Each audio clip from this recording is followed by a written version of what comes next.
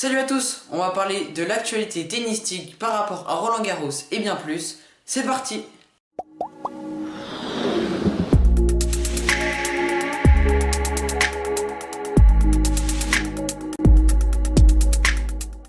Pour commencer, on peut préciser que Rafael Nadal, l'Espagnol, n'a toujours pas perdu un set avant ce match et qu'il n'a perdu que 24 jeux durant ce tournoi. On peut aussi rappeler que Wawrinka, lui, a éliminé le numéro 1 mondial en demi-finale, Andy Murray.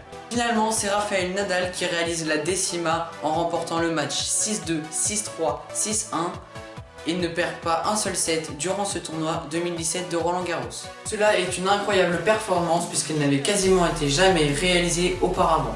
Quant à Stanislas Wawrinka, il peut quand même être content de son tournoi puisqu'il est quand même arrivé en finale et a battu le numéro 1 mondial en demi-finale. Passons désormais à la finale féminine du tournoi de Roland Garros 2017. Comme chez les hommes, faisons un point un peu sur les statistiques entre ces deux jeunes femmes, Ostapenko et Simona Halep.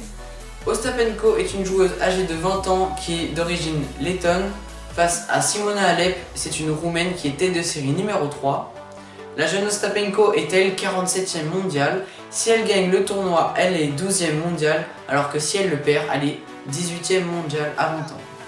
Et oui, à seulement 20 ans, elle remporte son premier titre du Grand Chelem. La jeune Ostapenko a battu Simona Halep, menée pourtant 6-3, 3-0.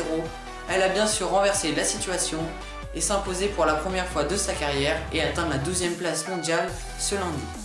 Voici une statistique. C'est la lettonne Ostapenko n'avait gagné que 1 million d'euros en cash prize depuis le début de sa carrière et désormais après avoir gagné Roland Garros, elle est déjà à plus de 3 millions de cash prize. Une autre information concernant le tennis féminin, c'est Maria Sharapova qui ne participera pas au tournoi de Wimbledon qui se déroulera en juillet. Elle a décidé d'en faire l'impasse puisqu'à mon avis elle n'a pas encore retrouvé son niveau qu'elle avait il y a 2 ans après sa suspension pour dopage.